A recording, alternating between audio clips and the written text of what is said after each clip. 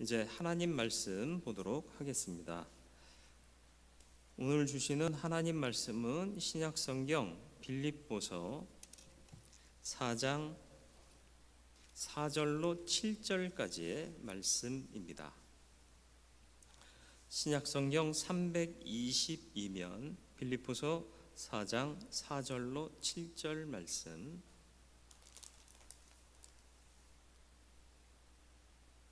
봉독해 드리겠습니다. 주 안에서 항상 기뻐하라. 내가 다시 말하노니 기뻐하라. 너희 관용을 모든 사람에게 알게 하라. 주께서 가까우시니라. 아무것도 염려하지 말고 다만 모든 일에 기도와 간구로 너희 구할 것을 감사함으로 하나님께 아뢰라. 그리하면 모든 지각에 뛰어난 하나님의 평강이 그리스도 예수 안에서 너희 마음과 생각을 지키시리라. 아멘. 이제 올로 목사님 감사의 삶을 살아갑시다 하는 제목으로 귀한 말씀 선포하실 때 큰 은혜 되시기를 바랍니다.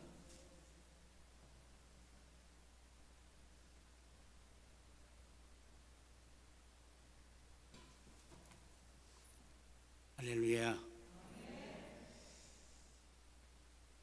오늘 이렇게 추수감사절에 말씀 전하게 된 것을 하나님께 영광을 돌리고 감사를 드립니다. 제가 우리 대언교회 원로 목사 취임한 지가 벌써 8년이 지났어요. 세월이 참 빠르지요. 그런데 그 중에서 4년 3개월 동안 충청북도 괴산군에 있는 괴산 바울교회에 가서 설교를 그동안 했습니다. 근데 이제 오늘 그 괴산 바울교회 담임 목사님이 이제 부임하시게 됐고, 저는 대언교회에서 이렇게 설교하게 돼서 얼마나 감사한지 알 수가 없습니다. 여러분들께서 우리 성도들이 특별히 기도해 주셔서 제가 지금까지 건강하고 또 쉬지 않고 다른 교회 가서 설교를 하게 된 것이 너무나 기쁘고 감격스럽습니다. 우리 여러분들이 늘 기도해 주셔서 이렇게 하루하루를 잘 보내고 있습니다. 한번 기도하겠습니다. 하나님 감사합니다. 우리 대은교회를 사랑하시고 저들을 축복해 주셔서 오늘 영광스러운 기쁘고 축복된 감격적인 추수감사절을 지키게 된 것 감사합니다. 오늘 말씀을 통해 우리의 삶이 일생을 감격스럽게 하나님 앞에 감사하면서 감사의 아름다움을 온 세상에 떨치게 해 주시고 뿐만 아니라 우리의 삶이 행복되게 하여 주옵소서. 오늘 말씀 가운데 성령으로 충만케 우리의 마음의 문을 열게 하시고 큰 은혜를 나리어 주옵소서. 예수님의 이름으로 기도합니다. 아멘. 오늘은 기쁘고 축복된 감격적인 추수감사절입니다. 이 추수감사절은 우리가 잘 알다시피 1621년 영국의 청교도들이 메이플라워를 타고 낯선 미국에 도착하여 척박한 땅을 개간해서 마침내 추수를 거두면서 하나님 앞에 감사했던 것이 오늘 우리가 드리는 추수감사절이면서도 또 우리가 성경에서 이스라엘 백성들에게 분부하신 감사절을 지키게 되었습니다. 이제 400년이라는 세월이 지난 오늘 우리는 어떤 것에 대해서 무엇을 위해서 감사하고 있는지 우리가 생각해 보고 하나님 앞에 은혜를 받고자 하는 것입니다. 어떤 교회에서 추수감사절을 맞이하면서 성도들에게 어떻게 하면 우리가 감사의 삶을 살아갈 수 있는지 생각해 보자고 이제 성도들에게 작품 모집을 하게 됐습니다. 요약하면 이런 내용이 선정이 되어 있습니다. 그러니까 감사, 그럼에도 감사, 그럴수록 감사, 그것까지 감사라고 하는 작품을 응시한 사람이 아주 최고의 이제 선정을 받게 됐다는 것입니다. 그러니까 감사, 어떤 사건의 결과에 상관없이 우리가 받아들이는 모든 일들을 하나님의 뜻으로 받아들이는 감사를 한다는 말입니다. 우리가 그렇게 산다면 정말 우리의 삶이 축복된 삶이 되리라고 믿습니다. 그럼에도 감사, 내게 좋지 않고 손해가 되어도 그것을 불평이나 원망하지 아니하고 하나님의 뜻대로 감사를 한다는 그런 뜻입니다. 또한 그럴수록 감사, 내게 좋지 않은 것이 계속 일어나도 그래도 하나님 앞에 감사한다는 말입니다. 그리고 또한 네 번째로는 그것까지 감사, 내가 더 이상 감당할 수 없는 사건에 대해 일어나도 그것까지도 감사하는 삶을 살자라고 이렇게 어떤 성도가 이야기를 했답니다. 얼마나 훌륭하고 위대한 감사입니까? 욥기를 보면 욥은 이 네 가지를 다 겪으면서 감사한 사람이었다라고 말할 수 있겠습니다.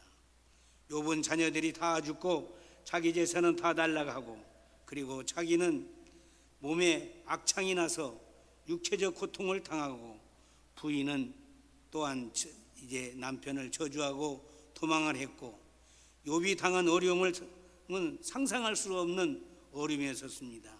그러나 욥은 이렇게 하나님 앞에 감사했던 것을 볼 수가 있습니다.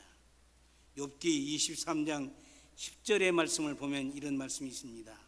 그러나 내가 가는 길을 그가 아시나니 그가 나를 단련하신 후에는 내가 순금같이 되어 나오리라. 이렇게 기대하며 하나님 앞에 이제 고백하며 감사하게 되었습니다. 우리 한번 오늘 이제 이 네 가지를 한번 외쳐볼 수 있기를 바랍니다. 같이 따라서 해보겠습니다. 그러니까 감사, 그럼에도 감사, 그럴수록 감사, 그것까지 감사. 이렇게 우리가 늘 기도하면서 생각하면 우리의 삶이 행복해지리라고 믿습니다. 하나님이 기뻐하시는 감사 생활을 잘 할 수 있도록 우리의 삶을 이제 하나님 앞에 기도하면서 믿음으로 우리가 준비하며 살아가야 되겠습니다. 지금부터 2000년 전 로마의 스키찬 감옥에서 사형수로 죽음을 기다리고 있던 사도 바울은 오늘 말씀 가운데서 이렇게 말하고 있습니다.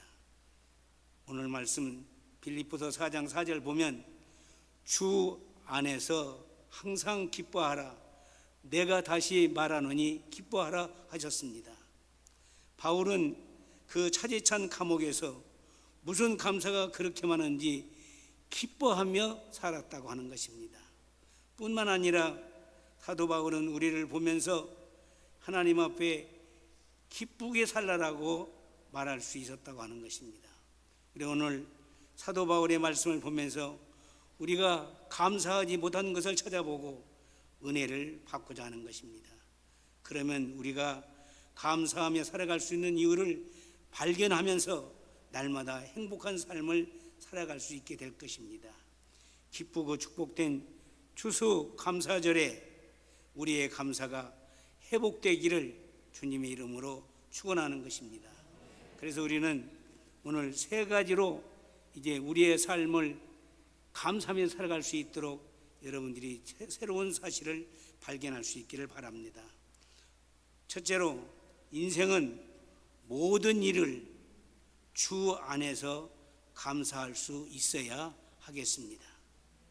바울은 감사 이유를 하나님 안에서 발견한다라고 말하고 있습니다. 주 안에서 항상 기뻐하라, 내가 다시 말하노니 기뻐하라 했습니다. 바울은 기뻐하라 하면서 먼저 주 안에서 기뻐하라라고 했습니다. 여러분 TV에서 코미디언들이 얘기할 때 여러분 어떻습니까? 기쁘잖아요. 억지로 기쁘기도 한다고 했어요. 그 코미디언들이 자기의 삶은 실제로 기뻐하지 못하는데 기쁘다고 하는 얘기를 억지로 한다고 하는 얘기를 들을 때 우리는 억지로 하는 것이 아니라 하나님 안에서, 주 안에서 우리가 감사의 삶을 발견할 수 있기를 바라는 것입니다. 감옥에 있는 바울사도가 기뻐할 일이 있다면 무엇이 있겠습니까? 황제의 사면령을 받는다든가 아니면 보석 허가를 받을 때일 것입니다. 감옥에 있는 사람이 무엇 때문에 기뻐했겠습니까? 옥문을 열고 나오는 것에 무엇으로 더 기뻐할 수가 없었을 것입니다. 혹시 그 정도는 아니지만은 누가 성도 가운데 면회를 와서 돈을 많이 넣어준다든가 또는 맛있는 음식을 넣어준다 하면은 조금은 기쁠 수가 있을 것입니다. 그리고는 더 기쁠 일이 있겠습니까? 그런데 바울은 다른 이유 때문에 기쁜 것이 아니라 하나님 때문에 감옥에 있으면서도 기뻐했다라고 하는 것입니다. 기뻐해야 할 이유는 밖에 있는 것이 아니라 위에 있다는 사실입니다. 그래서 우리는 주 안에서 기뻐할 수가 있는 것입니다. 이 말을 우리는 감사로 대입을 해도 답은 같을 것입니다. 우리 한번 물어보겠습니다. 여러분 감사하고 있습니까? 무엇 때문에 감사하십니까? 이번에 아들이 수능시험을 보았는데 잘 보았으니까 감사합니까? 아니 남편이 대박을 만나 매출이 10배나 뛰었다고 여러분은 감사하십니까? 이것은 우리의 감사 현실이며 수준이 아닐까라고 생각해 봅니다. 우리가 어떤 일에도 감사할 수 있어야만 감사의 본질을 하나님께 두어야만이 우리가 진정한 감사를 드릴 수 있다라고 믿습니다. 그래서 모든 것은 하나님 때문에 감사해야 된다라고 하는 것입니다. 사랑하는 우리 대언의 가족 여러분, 여러분은 지금 사정이 어떻습니까? 여러분은 지금 하나님 때문에 오늘 또 감사절을 지키게 됐습니까? 어떤 이유로도 감사하는 성도들이 되어야 할 것입니다. 하나님 때문에 감사하다는 말은 하나님 때문에 또한 감사도 못할 수도 있다는 말도 되는 것입니다. 하나님은 우리의 감사의 대상이면서도 또는 우리의 때로는 불평의 대상이 되기도 한다고 하는 것입니다. 왜 감사하지 못합니까? 라고 물으면 대개 많은 사람들이 기도의 응답이 없어서 이렇게 이야기하는 사람도 있기도 합니다. 이번에 우리 어머니가 돌아가셨잖아요. 하나님이 왜 우리 어머니를 데려가셨나요? 하나님이 과연 살아계시나요? 이런 질문은 많은 무신론자들이 좋아하는 질문인데 때로는 우리들에게도 있다는 말입니다. 왜 우리는 좋은 일이 있을 때는 하나님이 주셨다 하지 아니하고 유독 나쁜 일이 있을 때만 하나님이 주셨다고 그렇게 하는 경우들이 얼마나 많습니까? 미국의 어느 시골에 사는 사람이 매우 몸이 허약한 사람이 있었습니다. 그 집 앞에는 큰 바위가 있었는데 하루는 기도 중에 하나님이 말씀하십니다. 내 집 앞에 있는 바위를 옮겨 놓으라 라고 하는 것이었습니다. 왜 그 무거운 바위를 옮기라 하실까 생각이 되었습니다. 하나님이 내 몸 안 좋은 것을 모르시나 그래도 하나님이 말씀하시니 순종할 수밖에 없겠다라고 생각했습니다. 한 달 동안에 그 큰 바위를 이제 옮기느니라고 얼마나 힘쓰는지 알 수가 없었습니다. 그런데 하나님이 또 그 사람에게 말씀하셨습니다. 이제 그 돌을 원래 위치에 갖다 놓아라 라고 하는 말씀이었습니다. 그때 이 사람이 얼마나 황당했겠습니까? 한 달 동안 몸도 약한 사람이 힘들게 돌을 옮겨놨는데 또 다시 원래대로 옮겨놓으라 하시니 마음으로 얼마나 불평스럽고 화가 났겠습니까? 그런데 다시 하나님의 말씀대로 순종하고 옮겨놓았습니다. 그리고 일을 다 이제 마쳐놓고 하나님께 따졌답니다. 그런 게 그것도 참 좋은 것 같아요. 일을 하기 전에 원망 불평만 하고 일을 하지 않으면 어떻게 되겠습니까? 일을 다 해놓고 하나님께 따졌습니다. 하나님이 하라는 대로 다 했습니다. 그런데 한 가지 묻겠습니다. 왜 몸도 약한 저에게 그런 일을 2번씩이나 시키십니까? 라고 물었답니다. 근데 그때 하나님이 말씀하셨습니다. 그렇게 내 몸이 아프던 네가 지난 2달 동안에 밤마다 기침 한 번 했었느냐? 아침에 일어날 때는 상쾌하게, 저녁에는 피곤해서 잠을 잘 자지 못했느냐 하셨습니다. 그리고 거울 앞으로 가보았더니 이 사람이 거울 앞으로 갔는데 와, 이게 누굽니까?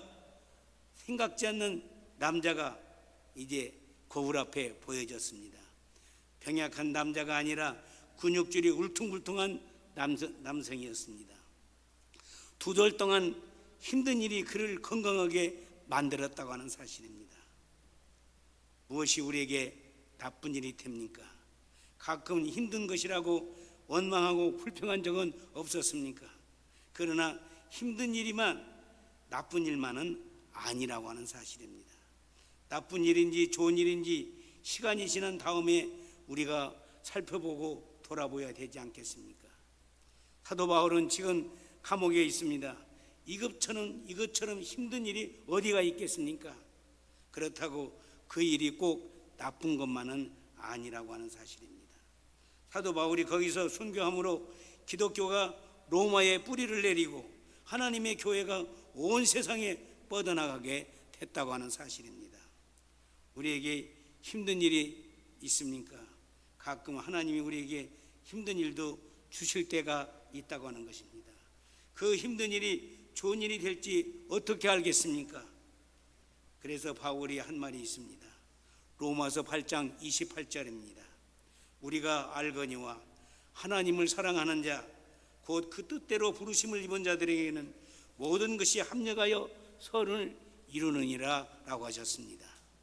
그리고 데살로니가전서 5장 16절 18절에 보니까 항상 기뻐하라, 쉬지 말고 기도하라, 범사에 감사하라, 이는 그리스도 예수 안에서 너희를 향하신 하나님의 뜻이니라 라는 것이었습니다. 그래서 주 안에서 기뻐하라 하셨습니다. 하나님 때문에 기뻐하십시오. 어떤 경우에서도 기뻐하시고 감사하시기 바랍니다. 그러면 놀라운 하나님의 축복이 있을 줄로 믿습니다. 2번째로는 하나님으로부터 받는 상처가 아니고 사람으로부터 받는 상처를 감사할 수 있어야 하겠습니다. 바울이 감사를 말하면서 2번째 한 말씀이 빌립보서 4장 5절에 보니까 너희 관용을 모든 사람에게 알게 하라, 주께서 가까우시니라 하였습니다. 바울은 기쁨을 말하다가 왜 갑자기 관용을 말하는 것일까요? 여기 관용이라는 말은 관대하다라고 하는 말이 아니랍니다. 관용은 속상해하지 않는 상태, 너그러운 상태를 가리키는 말이랍니다. 관용은 인간관계를 통해서 오는 상태인데 상대할 사람이 없는데 혼자는 할 수가 없습니다. 누군가의 넓은 마음으로 대하는 것입니다. 바울은 그 감사를 사람과의 관계 속에서 찾아야 된다라고 하는 것입니다. 우리가 감사하면 떠오르는 것이 보통 나와 함께 늘 이제 연결되는 사람들일 것입니다. 시집간 딸이 어머니 아버지 감사해요. 결혼하고 자식 낳아보니 이제 조금 어머니 아버지의 마음을 알 것 같습니다. 감사합니다. 건강하세요 라고 이렇게 말을 듣는 일들이 여러분들에게도 있었을 것입니다. 인간관계는 우리가 감사하는 2번째 요소가 된다고 하는 것입니다. 그런데 인간관계에 있어서 항상 감사하는 이유는 아닐 것입니다. 때로는 가장 많은 아픔과 깊은 상처를 주고받는 데에 인간관계가 이제 일어나게 되는 것입니다. 성경에 보면 실족이라고 하는 말이 있습니다. 누가복음 17장 1절에 보니까 예수님이 말씀하십니다. 실족게 하는 것이 없을 수는 없으나 그렇게 하게 하는 자에게는 화로다. 여기 나오는 실족이라는 헬라 말은 스칸달론이라고 하는 말인데 이 말에서 스캔들이라고 하는 말이 나왔답니다. 이 말의 뜻은 누군가 다니는 길에 덫을 놓는 것을 말하는 것입니다. 신약 성경에서는 이 단어를 원소가 사용하는 올무로 묘사하기도 했습니다. 올무라는 말은 비단 동물을 잡는 도구만은 아닌 것입니다. 사람에게 덫을 놓아 그를 실족해 하는 것이 올무가 될 수도 있다고 했습니다. 남녀관계만 스캔들이 아닙니다. 모든 인간관계에 있어서 실족이 스캔들을 의미하기도 한다고 하는 것입니다. 실족은 우리가 사는 흔히 있는 일이라고 하는 것입니다. 우리가 혼자 살지 않는 한 남의 비판을 받지 않을 수는 없을 것입니다. 그런 남의 비판을 받을 때는 악의적이거나 파괴적인 비난이 될 수도 있습니다. 또한 비판을 위한 비판이 될 수가 있습니다. 그래서 우리가 성도끼리의 그런 비판의 소리 때문에 내가 상대방에게 상처를 주는 경향이 있다. 그래서 그 상처 때문에 하나님 앞에 우리가 감사하지 못하고 분내고 원망하고 그렇게 우리 관계가 잘못될 때도 있다라고 하는 것입니다. 그래서 우리는 이 과정에서 상처를 받는 사람이 잘못된 것인가, 상처를 주는 사람이 잘못된 것인가, 우리 생각해 보자는 말입니다. 상처는 주는 것이 아니라 받는 것입니다. 모든 사람들이 일부러 상처를 주는 경우도 없잖아요. 있을 수 있지만은 좋은 관계라든가 신앙생활 같이 함께 하는 사람들 관계 속에서 우리가 상처를 주려고 꼭 말한 것은 아니지만은 본인이 상처를 받는 경우가 있습니다. 그런데 그 상처는 어떻게 해결할 수가 있겠느냐? 어떻게 우리가 하나님 앞에 감사 생활할 수가 있겠느냐? 그 상처 때문에 감사 생활을 못 하는데 내가 그 상처보다도 큰 믿음을 가지게 되면 그 상처는 아무런 상관이 없습니다. 그 말한 상처는 나하고는 아무 상관없는 일이 되고 마는 것입니다. 바로 이렇게 우리가 신앙생활하게 되게 된다면 우리는 진정한 우리의 믿음의 생활 속에서 감사의 삶이 있을 수가 있게 되는 것입니다. 그래서 상처가 문제가 아니라 상처를 받는 데에 문제가 있다고 하는 것입니다. 이 문제를 이기기 위해서는 우리가 할 것은 강해지는 것입니다. 내가 믿음이 있어서 그것을 넉넉하게 소화시킬 수 있고 내가 그것을 다 이길 수 있다고 한다면 무슨 소리를 들어도 상관이 없을 것입니다. 제가 이것을 준비한 것은요, 사실 우리 금년 12월 달에 사무총회에 우리 장로님들 세우신다고 하시지 않습니까? 그래서 기도하자고 그랬습니다. 그리고 본인들이 하나님 앞에 이루어가자는 그런 의욕을 가지고 이제 신청을 하겠습니다. 근데 내가 생각해 보니까 그렇게 쉽지 않을 것 같아요. 그래서 나 혼자만 생각했습니다. 우리 목사님은 우리 당회자 목사님은 어떤 의미에서 그런 이제 방법을 선정했는가 모르겠습니다만은 내가 보니까 상처받을 사람이 있지 않을까라고 이렇게 생각을 해보면서 상처는 문제가 아닙니다. 받는 사람의 문제가 아니라 상처를 받았는데도 아무런 문제가 없는 더 크고 높은 믿음을 가지고 있다고 한다면 아무런 상관이 없습니다. 그리고 도리어 그 상처 때문에 내가 더 단련이 될 것입니다. 앞서 말씀드린 것처럼 이제 하나님께서 자기 집에 있는 큰 바위를 옮기려 하겠는데 얼마나 마음에 상처가 됐겠습니까? 그런데 그 상처 때문에 그 연약한 몸이 아주 강해지고 튼튼한 사람이 됐다고 하지 않습니까? 우리에게도 이런 상처 저런 상처 받을 때에는 그걸 이기게 되면 우리의 믿음이 훨씬 더 좋아지게 될 줄로 믿습니다. 그래서 우리는 이 상처 받는 것을 우리의 감정이 약하고 자존감이 약하기 때문에 상처를 받는데 그것을 이겨나갈 수 있기를 바랍니다. 그래서 상처는 자존감이 낮은 사람에게 찾아오는 것이다 라고 하는 것입니다. 심리학자 알프레드 아들러라는 사람은 이런 말을 했습니다. 열등감은 우월감과 동전의 양면이다 라고 했습니다. 내가 최고다라고 말하는 사람은 내가 못났다고 하는 말과 같다는 말입니다. 그래서 우리가 할 일은 한 가지입니다. 빌립보서 4장 5절 말씀 보니까 너희 관용을 모든 사람에게 알게 하라 하였습니다. 상처 주는 그 사람에게 있는 것이 아니라 상처받는 나에게 있기 때문에 내가 강건하게 된다는 말입니다. 내가 강해지는 것이 바로 관용이라고 하는 말입니다. 다른 사람에게 너그러운 마음을 갖기 전에 내가 나 자신에 대하여 내가 너그러워져야 한다고 하는 것입니다. 자신에 대하여 당당하지 못하니까 남이 뭐라고 말할 때 금방 상처를 받게 된다는 사실입니다. 독일의 보노포라고 하는 목사님이 쓴 신도의 공동생활이라는 책이 있습니다. 이 책에서 우리가 새겨드려야 할 말이 있습니다. 다른 사람이 나에게 짐이 될 때 그가 나의 형제이다 라고 말했습니다. 본래 짐이라고 하는 것은 무거운 것입니다.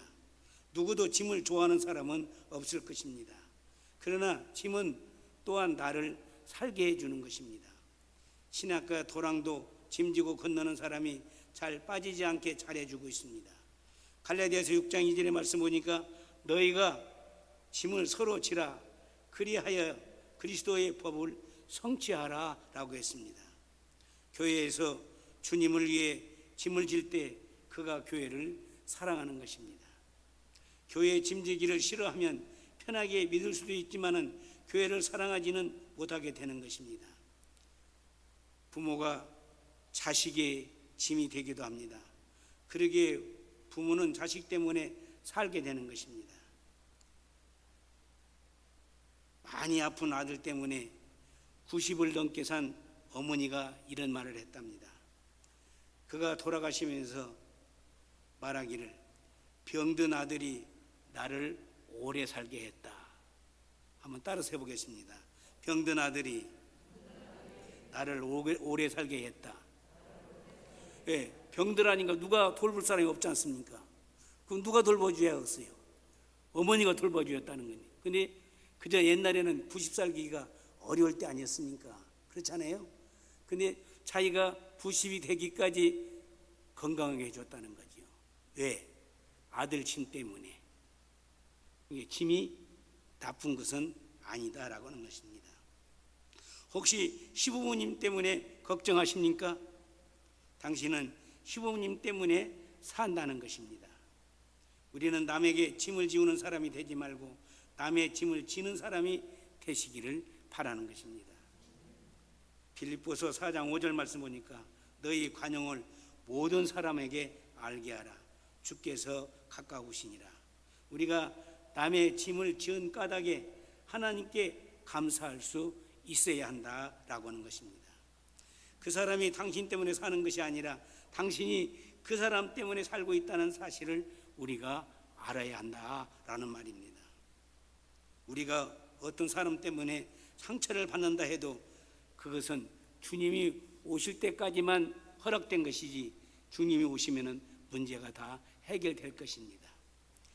우리가 누구 때문에 무거운 짐을 지고 있다고 해도 주님 오실 때가 되면은 모든 것이 다 해결됩니다. 억울하고 상처받아도 주님 오시면 다 끝나게 될 것입니다.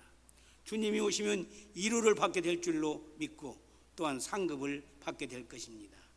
누군가에게 상처를 받게 될 때 감사할 수 있는 믿음을 가지시기를 바랍니다. 마지막으로 염려를 기도로 바꿔서 감사할 수 있어야 하겠습니다. 사도 바울은 우리가 감사할 세 번째 상황을 이렇게 말하고 있습니다. 바로 염려하지 말라. 오늘 말씀 빌립보서 4장 6절에 보니까 아무것도 염려하지 말고 다만 모든 일에 기도와 간구로 너희 구할 것을 감사함으로 아뢰라 라고 하셨습니다. 바울은 하나님 안에서 사람으로 오는 염려를 하고 있었습니다. 우리의 감사를 빼앗는 염려는 우리에게 실제적으로 중요한 요소가 될 수가 있습니다. 염려는 헬라말로 메림나조라는 말인데 마음을 나누는 것 또는 마음을 찢는 것이라고 하는 뜻이 있다고 했습니다.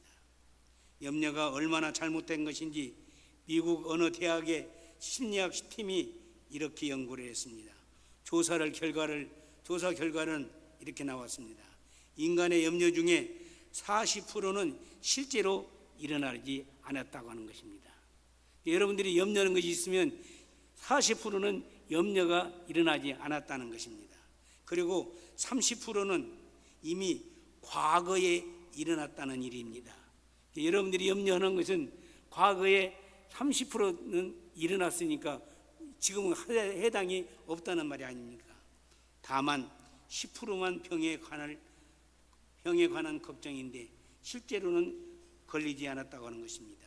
진짜 걱정할 만한 것은 8%밖에 되지 않았다고 하는 것입니다. 실제로 요즘 병원에서 전혀 아프지 않은데 스스로 환자라고 인정하고 병원을 전전긍긍하는 환자들이 많이 있다고 하는 것입니다. 이런 환자를 건강 염려증 환자라고 부른다고 하는 것입니다.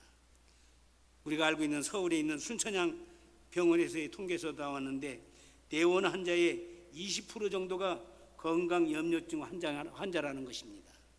문제는 몸은 안 아픈데 마음이 아프다고 염려하다가 그만 그 병에 걸리고 만다는 것입니다. 또 한 가지 좋은 예가 있습니다. 세계 제2차 대전 때에 전쟁에서 죽은 사람이 30만 명이었답니다. 그런데 집에서 남편이나 아들을 기다리고 염려하다가 죽은 사람이 100만 명이 되었다는 것입니다.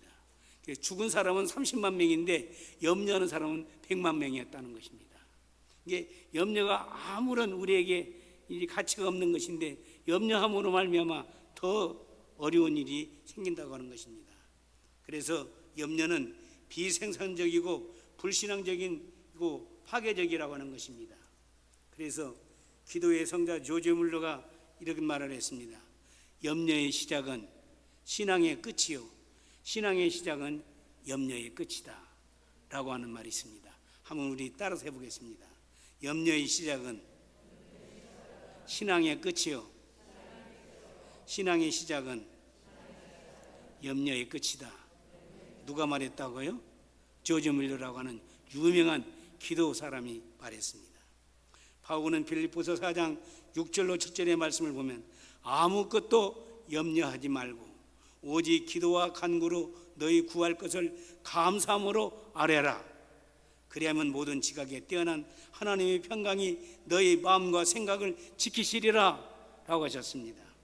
바울은 다만 염려를 하지 않으면 감사가 저절로 생긴다고 말하지 않았습니다. 염려와 감사 사이에는 뭐가 있어야 되느냐? 기도가 있어야 될 줄로 믿습니다. 모든 일이라 했으니 기도하지 않으면 되는 일이 없다는 말입니다. 다만 오직이라고만은 강조하는 말입니다. 기도는 해도 되고 안 해도 되는 것이 아니라 기도는 반드시 해야 된다고 하는 것입니다. 기도와 간구는 기도의 두 종류를 말하는 것이 아니라 앞에 나온 기도는 기도 전체를 말하는 것이고 뒤에 나온 간구는 기도의 본질을 의미하는 말입니다. 통성기도, 주여 삼창기도, 침묵기도, 새벽기도, 철야기도, 다니엘기도 다 좋은데 그 핵심은 간구라고 하는 것입니다. 간구가 없는 기도는 기도가 아닙니다. 기도는 항상 염려함으로 염려를 감사로 바꿔야 하는 것입니다. 염려의 재료로 감사의 옷감을 만들어내는 것입니다. 염려가 있기에 기도하는 것입니다. 염려는 기도의 출발이요 감사는 기도의 종착이라고 했습니다. 기도하면 염려는 감사로 바뀌게 될 줄로 믿습니다. 염려가 없는 사람은 사실 기도할 것이 없을 것입니다. 염려가 많은 사람은 감사해야 합니다. 기도의 재료를 많이 가졌기 때문인 것입니다. 그러나 염려가 그냥 감사가 되는 것이 아닙니다. 기도를 배틀에 넣고 짜면 그 고통의 시간이 지나면 한숨이 변해서 새 노래가 될 줄로 믿습니다. 오늘은 추수감사절입니다. 무엇을 감사하셨습니까? 제가 며칠 전에 우리 사람한테 이렇게 물었습니다. 당신 나하고 결혼해서 후회한 적이 있어? 이렇게 물었어요. 내가 많이 이제 고통을 줬기 때문에 그렇게 물어봤지요. 그랬더니 나 하나도 없다는 것이지요. 네? 여러분, 우리는 하나님 앞에 먼저 감사해야 할 것입니다. 하나님이 주신 고통 때문에 감사하셨습니까? 여러분이 만난 사람들 때문에 감사할 수 있기를 바라는 것입니다. 상처가 없어서 감사가 아니라 상처에도 불구하고 내가 감사할 수 있기를 바라는 것입니다. 그것을 하나님이 원하시고 내 믿음이 한 단계 껑충 뛰어 오르게 될 줄로 믿습니다. 우리 안에 하나님이 주신 관용 때문에 감사할 수 있기를 바라는 것입니다. 염려가 있어서 감사하십니까? 염려는 기도의 재료가 되어서 감사의 옷감을 만드는 것을 믿으시기를 바라는 것입니다. 마지막 말씀으로 기도 마치겠습니다. 항상 기뻐하라. 쉬지 말고 기도하라. 범사에 감사라 했으니 평생 감사로 행복하시기를 주의 이름으로 축원하는 것입니다. 기도하겠습니다. 하나님 감사합니다. 우리에게 오늘 추수의 감사를 할 수 있도록 귀한 명절을 허락해 주신 것을 감사를 드립니다. 하나님, 우리들은 감사하지 못하고 살았습니다. 염려 때문에 감사하지 못했던 것들을 우리는 기도로 바꿔서 감사할 수 있게 하여 주시옵소서. 또한 우리는 사람으로부터 받는 상처 때문에 감사하지 못하고 화나고 분내고 분하고 또 우리의 마음이 얼마나 아픈지 알 수가 없습니다. 그러나 우리는 상처받는 우리의 연약한 믿음이, 우리의 믿음이 더 크게 되어지게 도와주시고 더 이제 하나님 앞에 인정받는 믿음이 되어서 그 상처를 통해서 이제 우리는 더욱 우리의 믿음이 하나님께 영광이 되게 하여 주시옵소서. 그리고 우리는 모든 일을 주 안에서, 하나님 안에서 생각하고 기도하고 이제 해서 모든 것들을 이겨나갈 수 있는 저희들 되게 하여 주옵소서. 우리 대은의 모든 가족들은 이번 감사절을 통해서 놀라운 변화가 일어나게 도와주시고 우리의 믿음이 회복되게 도와주시어서 감사가 넘칠 수 있도록 축복하여 주시옵소서. 감사하옵고 예수님의 이름으로 기도하옵나이다. 아멘.